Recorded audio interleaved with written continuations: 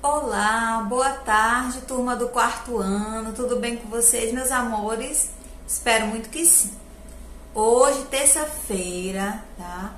Mais um dia, com a graça do nosso Senhor Jesus Cristo, vamos iniciar nossa aula de história e nós vamos falar hoje sobre as capitanias hereditárias. Então, eu convido vocês a pegarem o livro de vocês e abrirem lá na página 105. Vamos lá? Capitanias hereditárias. O rei de Portugal precisava ocupar e colonizar o Brasil, mas isso custava muito caro e a coroa portuguesa estava sem recursos financeiros para bancar a colonização das terras brasileiras.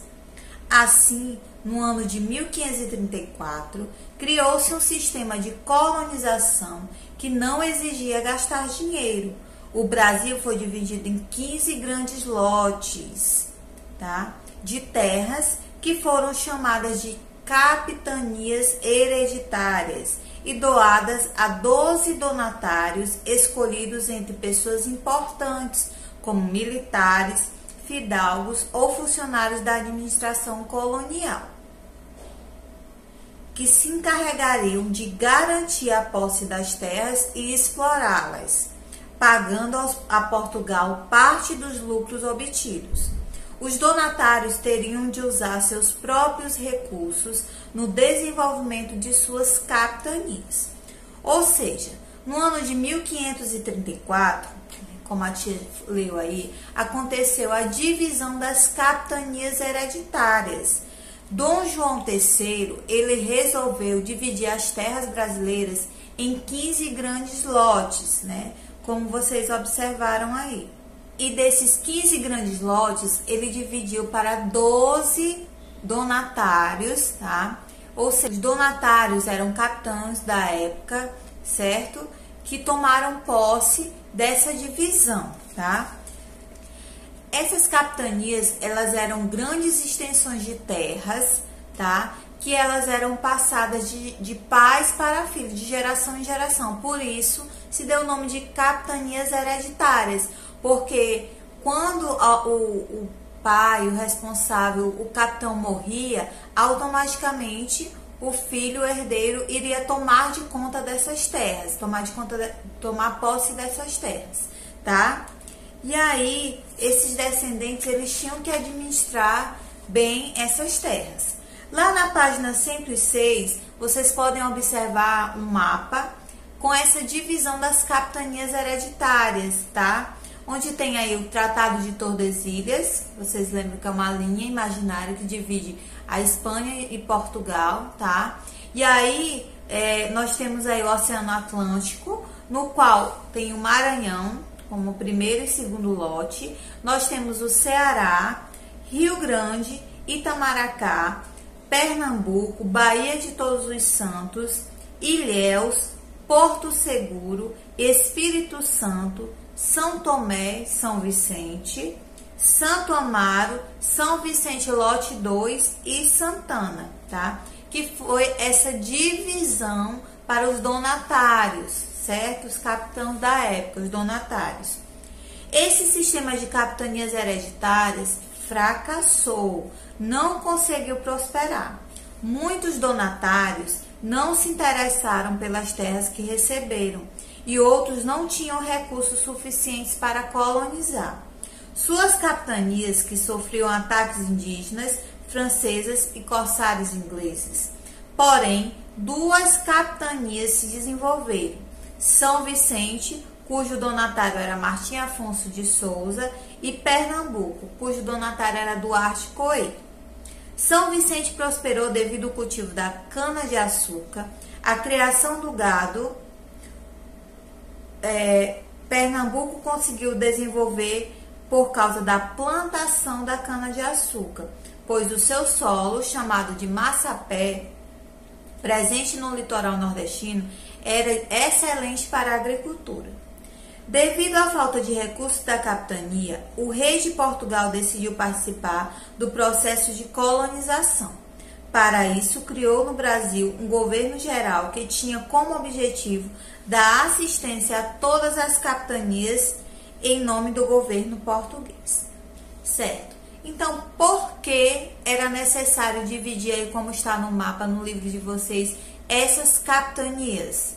Porque o Brasil, ele tinha grande extensão do território, era imenso, né, a terra brasileira, e também eles tinham que dividir por conta dos recursos que eram limitados à coroa portuguesa, certo?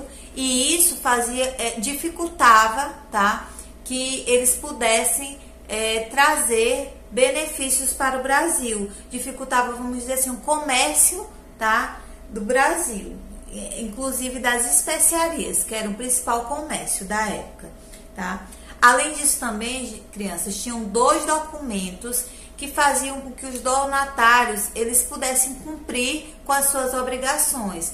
Era a carta, né, era chamada a carta de doação, tá? E a carta floral. Na carta de doação, ela regulamentava todos os direitos, certo?